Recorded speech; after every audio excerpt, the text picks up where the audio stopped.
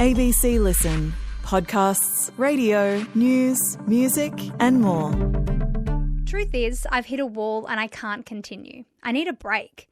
A break from the monotonous daily grind of life on the tour. The suitcases, the results, the pressure, the same faces, sorry girls, everything that comes with this life. The schedule is too much, mentally and emotionally. I'm at breaking point, and sadly, I'm not alone. That is producer Poppy Penny reading the words of Daria Kasatkina, posted to her Instagram as the Australian women's #1 tennis player announced she is burnt out and is tapping out for 2025. She's not alone in finding tour life a massive grind right now. Carlos Alcaraz, Iga Swiatek, Alex de Minaur and many, many more have spoken about the perils of the tennis schedule. Is it too much, or is this just the cost of greatness and the financial reward that goes with it? Mark Philippoussis joins us to discuss that. The Scud also talks about whether Nick Kyrgios has reached the end of his road, the gap between Alcaraz, Sinner and the rest, and whether Novak Djokovic has one more slam in him. I'm Patrick Stack. This is ABC Sport Daily. Mark Philippoussis is a Grand Slam finalist. He has worked as a coach with players like Stefanos Tsitsipas. He's here to talk tennis as TA launches the Australian Open for 2026. Mark, we're already talking about the first Grand Slam of 2026 in October, and it somewhat brings into focus just how full-on the tennis schedule is in this day and age. Australian women's player Daria Kasatkina, the latest to talk about that in the last 24 hours and the strain and workload involved in the tour right now. And she's even said that she's putting the cue in the rack. She's done for the year. And it makes me wonder, from what you're seeing out there on the front lines of tennis, is the schedule just too much for this current crop of players? One thing we've known for tennis from the start, there's no off season. That's one thing, as a kid coming up and having a dream of getting on the tour. To be totally honest with you, you do have an opportunity to look at your schedule and set it up for the year. And you can make adjustments during a year, of course.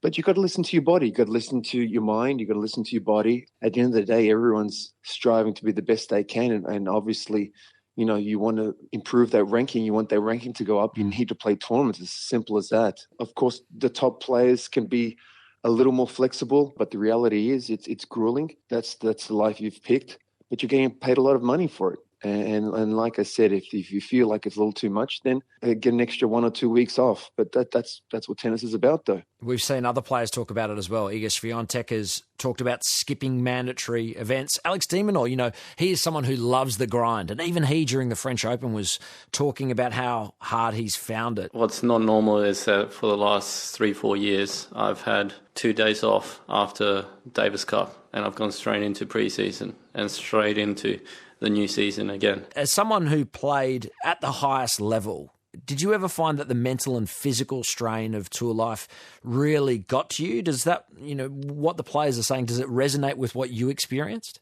No, it does. I understand exactly where they're coming from. It has in the past, of course, at stages physically, but more so, I think, mentally, to be quite honest with you. But again, that's the whole point, right? You got to put yourself in the position to sometimes say no.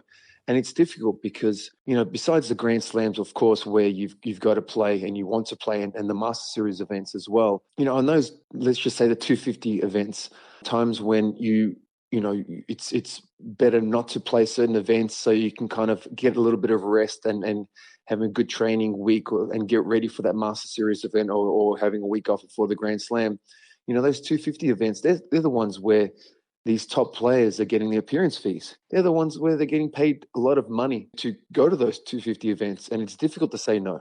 It's very important where maybe Alex can learn from this year. For instance, he did mention that he's played a lot, but he has played a lot. He's had an incredible, consistent year. It's been an incredible year for him. But this is where, as an athlete, you've got to figure out what works good for me. What did I do last year that I could change next year? On Alex de Minaur, a perennial quarter-finalist at Slams, which is elite. How does he go to another level still and get that bit deeper in a tournament like the Australian Open, Mark?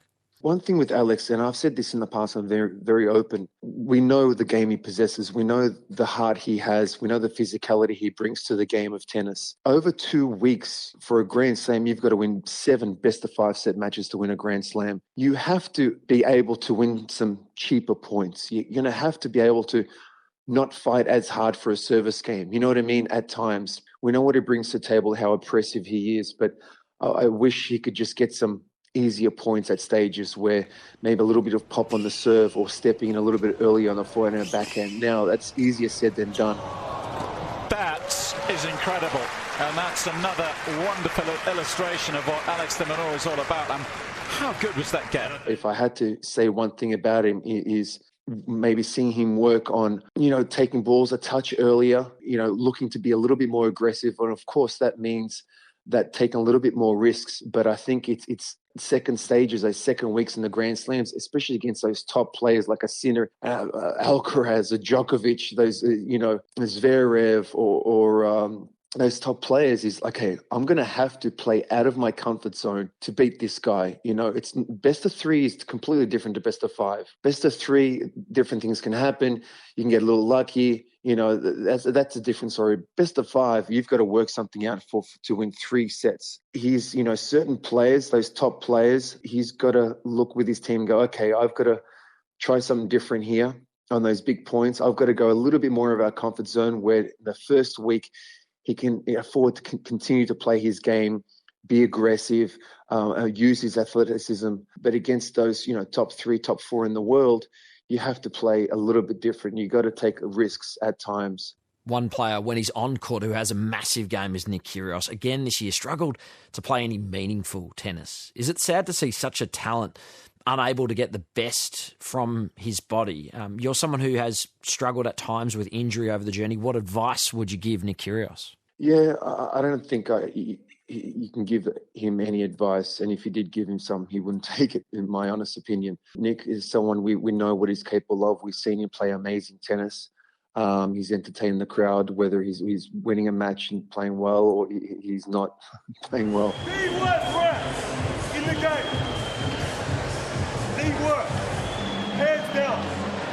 Every single time I play, he's doing some stupid every time. The reality is that's something that I had said years ago that I just felt like if an injury comes along, that is something where he's going to have to work incredibly hard to get back. It's going to be dangerous, and that's what's happened. Making it on the tour is one thing, is putting the work to make it on the tour. When you hit a speed bump and you've got to plow through it and take that mindset and the mentality to another level in order to get back, which anyone is capable of, you just need to be in a place where you're willing to work as hard as you ever have. That's just the reality of it. If he's not willing to do that, then he can't come back from that. So it sounds as though you feel as though we've reached the end of the road in many regards on that front? I think so. From what I've seen, I can only go from what I see, and if we look at this year, even at the Australian Open, from what I saw, I knew he wasn't ready. He can't push off. You're talking about a best of 5 sets and the game's only getting more and more physical. I saw him, come back to try and play a tournament on grass, and you thought, okay, if there's one surface that he can kind of get away with, it would be grass. But his movement, his serve wasn't what it was. As far as I'm not sure if it's got to do with his wrist. He hasn't been able to get that pace like he used to. Is it jumping into the serve as well? Is it both, with the knee and then jumping into it? I don't know. But to get those 3 points, you just didn't see him getting those 3 points that he was getting regularly on every service game. Then it's what else can you say? Jannik Sinner and Carlos Alcaraz, their dominance is so interesting to me. I mean, you played in an era where Federer and Nadal were just starting to dominate the sport. Did you ever anticipate we'd see such dominance again from 2 players? And how can the rest of the field catch up, Mark? Yeah, look, I think we can all be honest that we did not think that we're going to see anyone stepping. Not, of course, there's amazing players, but when Federer had gone, and then Nadal, and then Djokovic still in there. Hopefully, we've got him for another year. But to speak of another tennis player, another athlete in the same terms of taking over the game or taking over that torch like they did, and the ambassadors they were for the sport and how incredible they were for the game. It was very difficult. I think it was easier to say that we're all worried and wondering when that's going to happen. And not only we can speak about one player, we can speak openly about these two players that have gladly taken that torch and have taken on where they've left off, to maybe even taking it to another level again, which is incredibly scary to talk about. And we're just so fortunate.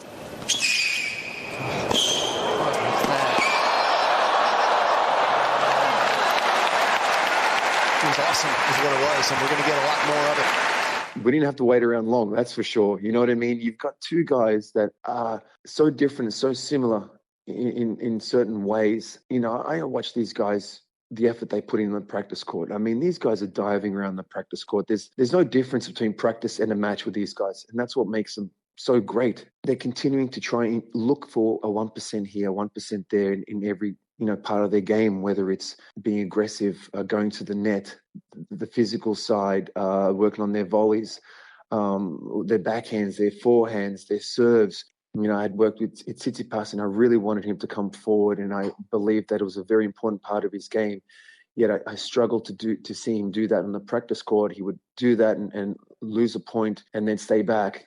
These guys are doing that in their matches, and even if they are missing points or losing points or missing volleys, they continue to come forward because they know it's a very important part of their game. For me, that's what's so impressive, and not the fact that they're incredible ambassadors for the game and the time they put away, after their practice sessions, no matter how tired they are, to make sure they try and sign, if not every single autograph of every kid standing there watching him for the past hour. That's for me is a beautiful thing.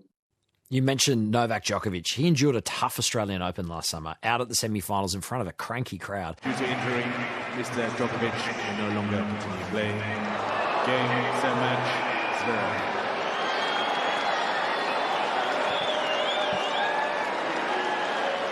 He has such an amazing record at Melbourne Park. I just wonder, though, do you feel as though he might have already won his last Grand Slam? I hope not. Could he have one in him? Absolutely. It's tough because he's lost in all 4 Grand Slam semi-finals, this year. If you spoke with any other tennis player in the world, you'd say that was an incredible year. But because Djokovic is Djokovic, and we're so used to seeing him, if he does not win Grand Slams, then there's something wrong. I think for me, the Australian Open was the toughest loss because of just the way it happened. It was very unlike Djokovic for him to have had a set point, or he should have won the first set, to lose a set point. All of a sudden, he's shaking hands and walks off the court. And I'm like, hang on, what just happened? You know what I mean? We're so used to seeing him sitting there fighting, and whether we know the support he has at the Australian Open, but even the people that go against him, he loves that. When Tsitsipas lost, was in the final against him, I remember telling his dad, let's not do anything to upset Djokovic. if he hits a winner, maybe let's clap for him. We don't want to piss him off, because he just gets better and better. But this was just a weird way, and I just knew, I'm like, okay, we're going to see him back. He'll be back next year. And you know what, to be quite honest with you, I think it'll be a blessing for him for his ranking to drop. I'd rather see him try and play Alcaraz or a Sinner in a round of 16 in the quarterfinal, a little bit earlier on than later on. Can't wait for the Australian Open. The countdown is on. Mark, thanks so much for sharing your thoughts with us. Appreciate it. Thanks for having me, man. Appreciate it. Headlines. Staying with tennis just briefly, because we should mention Alex de Minaur's into the round of 16 at the Shanghai Masters. Good going from the Demon. In cricket, Australia's released its ODI and T20 squads for the series with India. From a one-day perspective, Marnus Labuschagne is the omission of note, while fellow Queenslander Matt Renshaw has been picked. He's in line for a debut. Mitch Marsh is captain of both squads. And the rolling audition for the opening Test batting spot has continued, with Labuschagne enriching his prospects over the last day or so with a Shield 100 for Queensland against Tassie in Brisbane. He had lives on 61 and 98, but cashed in to make a big 160. In contrast, Sam Constas out cheaply in both innings for New South Wales against WA at the Wacker, gone for 4 and 14. Football. And Australia is used to big European clubs bringing exhibition games down under as a grab for cash, but how about an actual meaningful game of football? AC Milan will play against Como in Perth this coming February for actual Serie A points. The Italian Giants cannot play on their home deck, the San Siro, because that venue's out of action for the Winter Olympics. Not that UEFA's happy about the move. The European administrators had to allow the fixture, but will seek to close the loophole that has allowed the game to be played outside of Italy. We assume they don't like the precedent of games being taken or sold internationally, and you can kind of see a world where teams might seek to do that on a more consistent basis to drive cash stocks. I'm Patrick Stack. This is ABC Sport Daily, produced by Poppy Penny. Thanks to Tennis TV, ESPN, the US Open and the Australian Open for the extra audio used in this episode. Discover more great ABC podcasts, live radio and exclusives on the ABC Listen app.